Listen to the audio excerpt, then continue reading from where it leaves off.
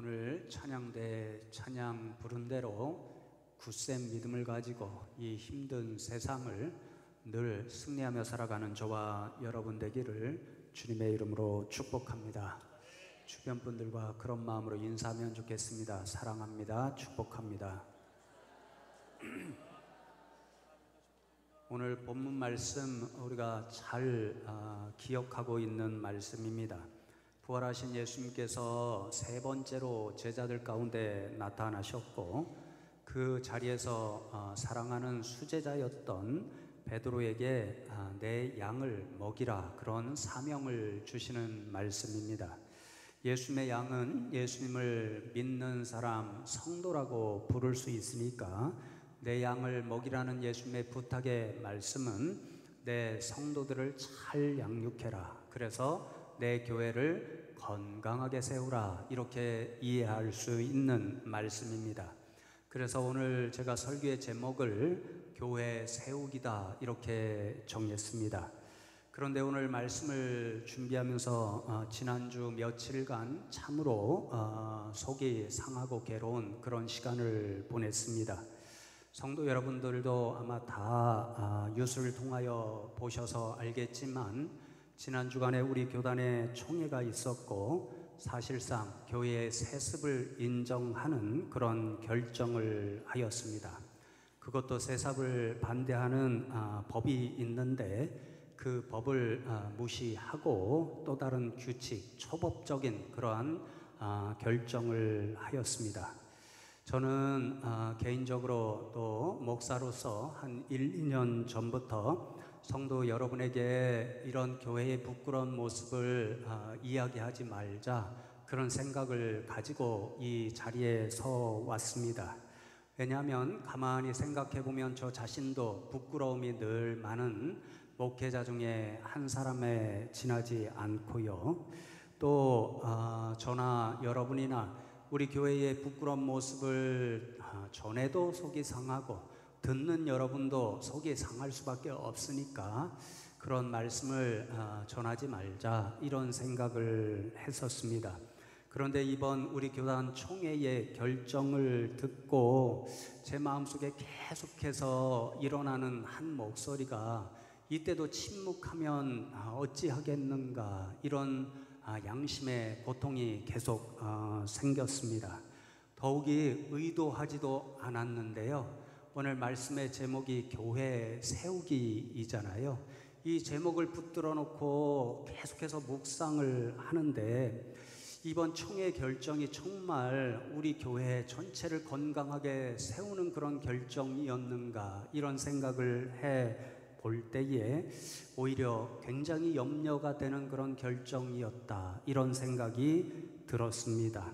여러분, 물론 그 교회의 문제라고만이라고도 생각할 수 있을 것이고 75% 정도의 그 교회 성도들이 그 일을 원하셨다고 하니까 그 교회를 위해서는 어찌 보면 좋은 결정이었다, 이렇게 생각하실 수도 있습니다. 그러나 오늘날 이 교회가 어려운 이 시대, 그리고 세상의 모든 사람들이 눈을 부릅뜨고 촉각을 세우고 도대체 교회가 어떠한 결정을 내릴까 이렇게 바라보고 있는 이 시점에서 그러한 결정을 했다는 것 자체가 시대적으로는 너무도 염려스러운 결정이 아니었나, 이런 생각을 지울 수가 없었습니다. 이번 결정을 내리면서 교단 대표자께서 이렇게 말씀하셨습니다. 교회가 더 이상의 수치를 당하지 않도록 하자, 그렇게 말씀하셨는데 안타깝게도 그 이후의 일을 보면 더 많은 수치를 당하는 일이 아닌가, 이렇게 생각할 수밖에 없습니다. 뉴스로 방영하지 않은 방송국이 없을 정도이고요. 여러분도 아마 인터넷 뉴스를 검색해 보셨으면 알겠지만 거기에 달리는 댓글들을 보면요, 차마 입에 담을 수 없는 내용들로 도배되어 있는 것을 볼 수 있습니다. 또 교단 대표자께서는 이번 일을 결정하시면서 전도도 안 되는 시대의 큰 교회를 살려야 한다, 그렇게 말씀하셨습니다. 그런데 정말로 안타까운 일은 그 교회의 문제가 시작된 지난 2년 동안에 우리 교단에서 무려 17만 명의 성도가 우리 교단을 떠나고 말았습니다. 이번 일을 우연히 뉴스로 보다가 어떤 성도님, 지금 교회를 다니고 있는 어떤 교인이 적으신 댓글로 판단되는 짧은 댓글 하나를 읽을 수 있었는데요. 이렇게 적혀 있었습니다. 나는 앞으로 절대로 대한예수교 장로회 통합에 속한 교회는 다니지 않으련다. 이렇게 적혀 있었습니다. 교단 총회에서 결정하고 전도의 문을 닫지 말자 이렇게 결정을 하면서 그렇게 밝혔지만 어쩌면 우리 교회의 이 모든 교회들은 향후 더 전도가 어려운 그런 상황에 직면할 수도 있습니다. 여러분, 이런 생각들을 하면서 도대체 어떻게 해야 될까? 오늘 말씀 듣는 성도님들 표정을 보니까 다 진지하신데 이렇게 속이 상하더라도 말씀을 나눠야 될까 하지 말아야 될까 수없이 생각하느냐고 지난 한 주간에 참 괴로웠습니다. 설교의 메시지는 이미 제 머릿속에 다 있는데 어떻게 설교의 메시지를 적어야 할까? 그래서 설교문을 적지 못하고 계속해서 시간을 보내야 했습니다. 어제 새벽에 제 마음을 가지고 주님 앞에 기도했습니다. 주님, 어떻게 해야 됩니까? 이렇게 한참을 기도하는데 주님께서 직접 음성을 들려주시지는 않았지만 이것을 교인들이 함께 나누고 이 시대의 교회가 어떤 교회를 이루어야 되는가 그것을 함께 고민하면 좋겠다 하는 마음을 주셨습니다. 그런데 중요한 것은요, 이제부터 이 마음을 품고 함께 말씀을 들으면 좋겠는데요, 주님께서 감동을 주시면서 비난하거나 정죄하기 위해서 교회의 부끄러움을 드러내지 말고 오늘 예수님의 말씀, 내 양을 먹이라, 내 교회를 건강하게 세우라, 그 주님의 마음을 붙잡고 성도님과 저와 여러분 모두가 우리 교단과 교회를 위해서 눈물로 기도하는 그 심정으로 말씀을 나누라 하는 그런 감동을 받았습니다. 그래서 여러분, 오늘 말씀을 저와 여러분이 함께 나눌 때에 예수님의 그 마음, 내 교회를 부탁한다, 내 양을 먹여주라, 내 교회를 잘 세워주라 하는 그 주님의 마음을 가지고 오늘 이 말씀을 함께 나누면 좋겠습니다.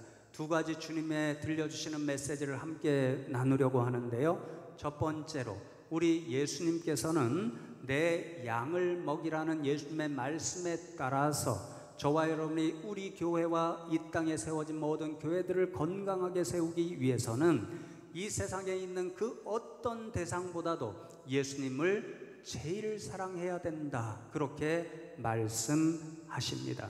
오늘 본문 말씀에 보면 예수님께서는 베드로에게 3번이나 내가 나를 사랑하느냐 이렇게 물으셨고, 네 주님, 제가 주님을 사랑하는 줄 주님께서 잘 아십니다. 그렇게 3차례 베드로의 음성을 들으시면서 3차례 또 내 양을 먹이라, 내 교회를 잘 세워달라, 그렇게 부탁하셨습니다. 예수님께서 3번이나 내가 나를 사랑하느냐 이렇게 물으시니까 베드로가 답답하고 근심이 되었다, 그렇게 말씀하십니다. 그럼에도 불구하고 예수님께서 왜 3번이나 베드로에게 내가 나를 사랑하느냐 그렇게 말씀하시면서 베드로의 사랑을 확인하기를 원하셨을까요? 여러분, 어느 주석에 보니까요, 예수님께서 십자가를 지러 가실 때에 베드로가 3번이나 나는 저분을 모릅니다, 그렇게 강하게 부인했잖아요. 그러니까 이제 3번 내가 나를 사랑하느냐 물으심으로써 이제 더 이상 나를 부인해서는 안 된다, 그래야 내 양을 먹이고 내 교회를 세울 수 있는 사람이 될 수 있다, 이것을 강조하고 또 강조하시기 위해서 3번이나 물으셨다, 이렇게 주석해 놓았더라고요. 제가 생각하기에 강조의 의미가 있었던 것이 분명한 것 같습니다. 예수님께서는 내가 나를 사랑하느냐 3번이나 베드로에게 물으심으로써 내가 나를 사랑하지 않으면 내 양을 먹일 수도 없고 내 교회를 반듯하게 세울 수도 없다, 그것을 또 강조하고 강조하여 교훈해 주시기 위해서 3번이나 내가 나를 사랑하느냐 그렇게 물으신 거지요. 그러니 여러분, 예수님의 교훈은요, 나를 사랑해야만 내 양을 먹일 수 있고 내 교회를 건강하게 세울 수 있다, 그 교훈의 말씀이었습니다. 그러면 성도 여러분, 교회를 이렇게 예수님의 마음처럼 건강하게 세워가기 위해서 예수님께서 나를 사랑해야 된다 그렇게 말씀하셨는데, 그 사랑의 의미, 예수님께서 요구하신 사랑은 어떤 사랑이었을까요? 오늘 본문 15절 말씀을 보시면, 그들이 조밥 먹은 후에 예수께서 시몬 베드로에게 이르시되 요한의 아들 시몬아, 내가 이 사람들보다 나를 더 사랑하느냐 하시니 이르되 주님 그러하나이다. 내가 주님을 사랑하는 줄 주님께서 아시나이다. 이르시되 내 어린 양을 먹이라 그렇게 말씀하십니다. 예수님께서 베드로에게 내가 이 사람들보다 나를 더 사랑하느냐 이렇게 물으셨습니다. 지금 읽고 있는 개역개정 성경에는 이 사람들보다 이렇게 번역하고 있는데요, 이 말씀의 헬라어 원어를 보면 투톤이라고 하는 헬라어 지시 대명사로 적혀 있습니다.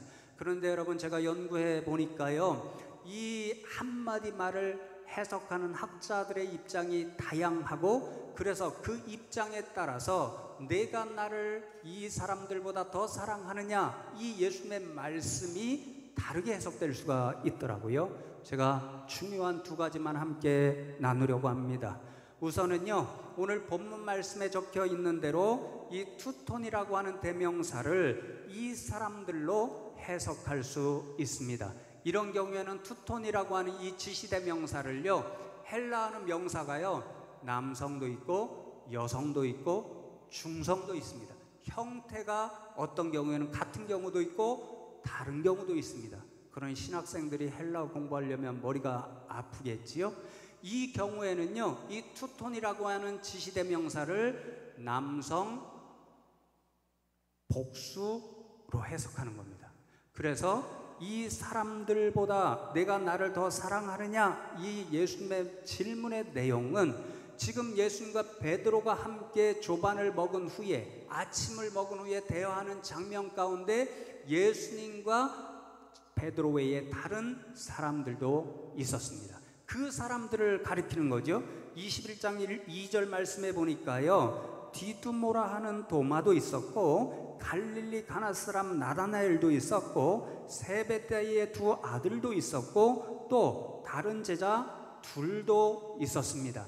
그러니까 예수님께서 내가 이 사람들보다 나를 더 사랑하느냐, 이 질문은 예수님 주변에 있는 너와 가까이 있는 이 사람들을 사랑하는 것보다 나를 더 사랑하느냐, 이런 뜻으로 물으신 거지요. 그러니 여러분, 이렇게 해석할 경우에 예수님의 요구는 어떤 의미가 되냐면요, 내가 내 부탁을 듣고 내 양을 먹이고 내 교회를 건강하게 세우기 위해서는 이 세상에서 내가 사랑하는 그 어떤 사람보다도 더 나를 사랑해야 그 일을 감당할 수 있다, 이런 뜻이 됩니다. 여러분, 또 어떤 경우가 있냐면요, 투톤이라고 하는 아까 헬라어를 중성 복수로 해석하는 경우가 있습니다. 그런 경우에는요, 이 사람들이 아니라 이것들, 이렇게 해석이 됩니다. 그러니까 투톤을 사람이 아니라 사물, 물질적인 것으로 생각하는 거죠. 이 경우에 이것들은 어떤 내용들이 되냐면요, 지금 예수님과 제자들이 함께 먹고 있는 양식들, 떡과 물고기를 가리킬 수도 있고요, 또 베드로는 지금 어부로 갈릴리 바다에 돌아와 있으니까 재산 목록 1호가 뭐지요? 배입니다. 배가 이것들 중에 하나일 수도 있고, 베드로는 어부이기 때문에 물고기를 잡으러 맨날 삶의 현장인 어디로 달려가죠? 갈릴리 바다로 달려갑니다. 그 삶의 현장인 갈릴리 바다가 이것들 중에 하나일 수 있습니다. 그러니까 이것들로 해석하게 되면요, 그 모든 것들은 우리의 삶을 먹여주는 것들, 우리의 삶을 굉장히 풍요롭게 하는 물질, 보물, 직업 같은 그런 것들을 얘기하는 거죠. 이렇게 해석할 경우에 예수님의 질문, 내가 나를 이것들보다 더 사랑하느냐, 이렇게 번역이 되겠죠. 그러니까 베드로에게 요구하시는 주님의 사랑은요, 너는 내가 값지게 여기는 보물들, 배도 그렇고 이 갈릴리 바다도 그렇고 이런 모든 보물보다도 나 예수를 더 사랑해야 된다, 예수님의 요구셨던 거죠. 그렇게 이 세상의 값진 모든 보화보다도 예수님을 더 사랑해야만 내 양을 먹이라, 내 교회를 건강하게 세우라는 예수님의 말씀을 온전히 순종할 수 있다, 그런 교훈이셨습니다. 사랑하는 성도 여러분, 그렇습니다.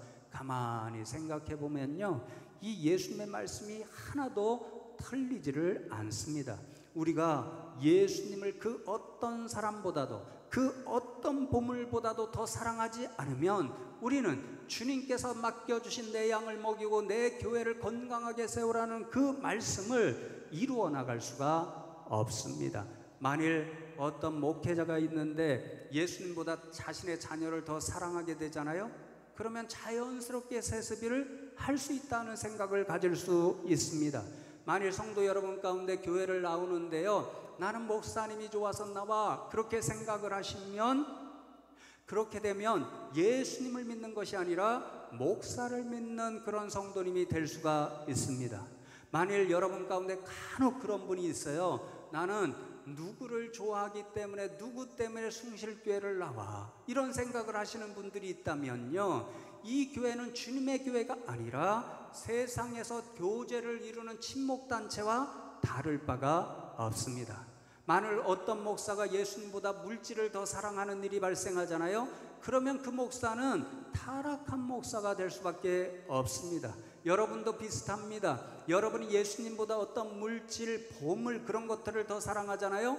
그러면 저와 여러분은 우상 숭배자가 될 수밖에 없습니다. 그러나 여러분, 오늘 주님의 이 질문, 내가 이 사람들보다 더 나를 사랑하느냐, 내가 이것들보다 더 나를 사랑하느냐, 이 질문은 베드로에게만 던진 질문이 아니라 저와 여러분에게도 지금 던지는 질문인 것을 알고 이 자리에 나올 때는, 주님, 그렇습니다. 저는 세상의 그 어떤 사람보다도 예수님을 사랑합니다. 세상의 어떤 값진 보물보다도 예수님을 더 사랑합니다. 그 믿음의 고백으로 이 자리에 나올 수 있는 저와 여러분 되면 좋겠습니다. 그 고백이 있을 때만 예수님의 부탁대로 우리 숭실교회를 건강하게 세워갈 수가 있습니다.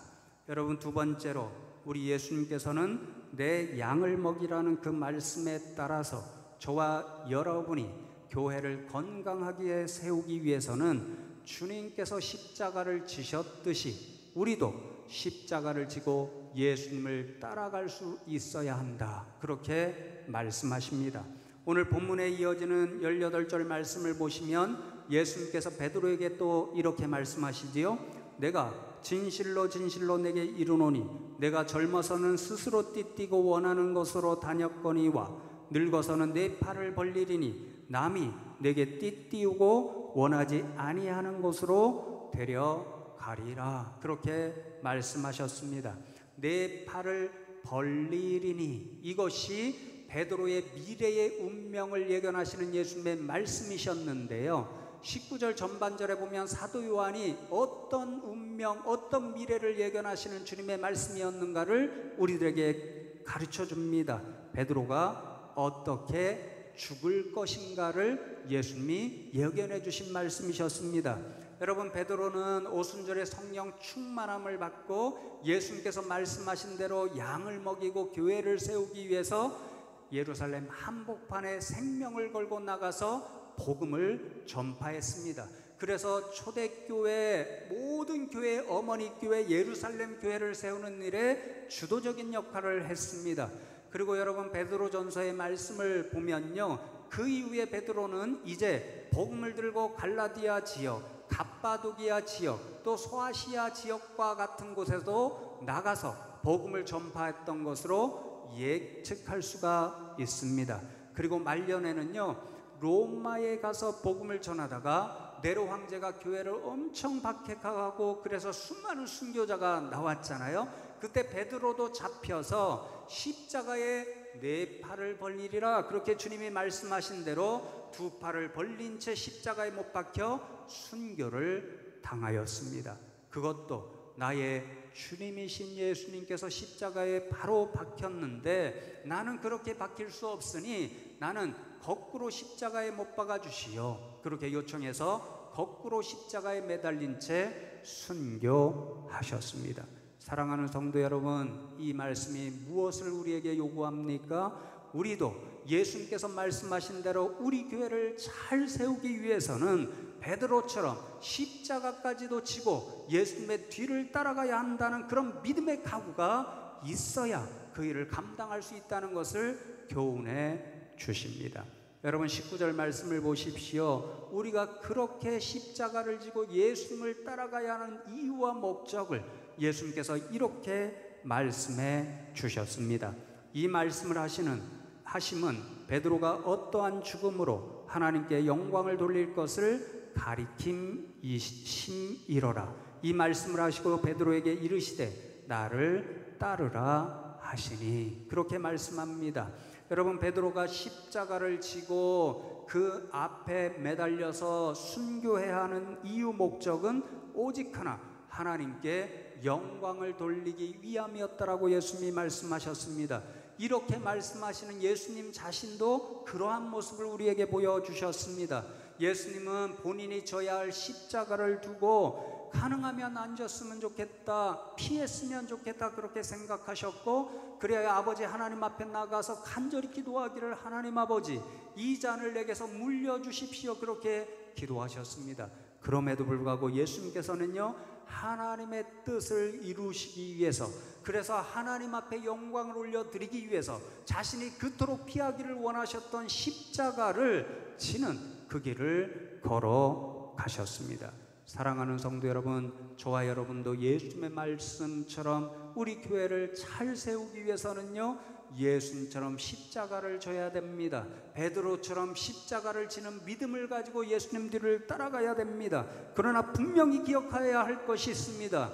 우리가 감당해야 할 십자가는요, 우리의 영광을 위해서 지는 십자가가 아닙니다. 우리의 유익을 위해서 지는 십자가도 아닙니다. 우리가 칭찬받기 위해서 지는 십자가도 아니고, 세상 사람들 가운데 그 사람 십자가 졌어 이렇게 이름을 날리기 위해서 지는 십자가도 아닙니다.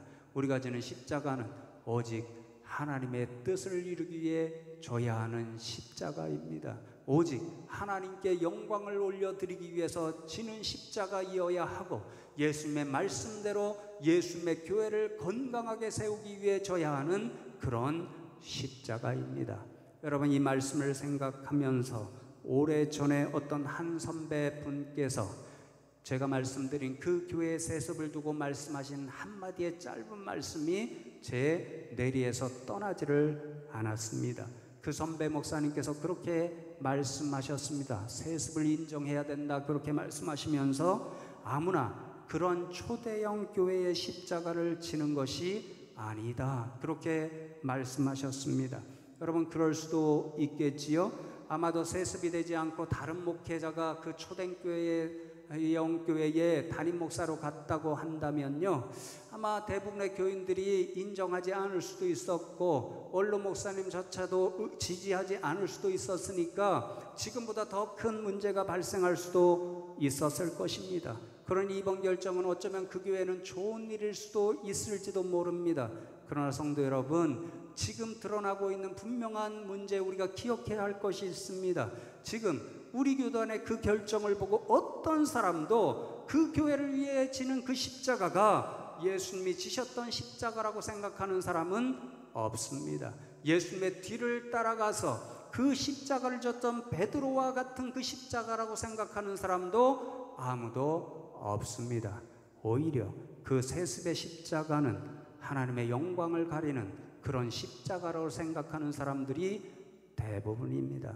사랑하는 성도 여러분, 그래서 저는 이번 일을 바라보면서 우리 교회는 그 대형 교회의 크기에 비하면 견줄 수도 없을 만큼 작은 교회입니다. 저와 여러분은 이번 결정을 한 분들만큼 유명하지도 않고 그런 결정을 할 수 있는 정치적인 힘도 없습니다. 그럼에도 불구하고 이번 사건을 보면서 저는 우리 숭실교회와 성도 여러분을 훨씬 더 자랑스럽게 생각하는 사람이 될 수 있었습니다.